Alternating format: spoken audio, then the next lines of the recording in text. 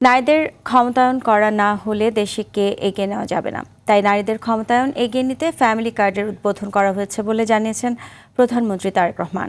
রাজধানীর করাল বস্তি সংলগ্ন টিএনটি মাঠে ফ্যামিলি কার্ড কর্মসূচির উদ্বোধন অনুষ্ঠানে তিনি এসব কথা জানান। প্রধানমন্ত্রী বলেন, এই কার্ড পর্যায়ক্রমে আরও বাড়ানো হবে। আগামী মাসের মধ্যে কৃষক কার্ডও দেওয়া হবে বলে জানান তিনি। প্রধানমন্ত্রী আরও বলেন, নির্বাচনের মধ্যে দিয়ে জনগণের জবাবদিহিমূলক সরকার গঠন হয়েছে। এই সরকার জবাবদিহির মধ্য দিয়ে এগিয়ে যেতে চায় বলেও জানান তিনি।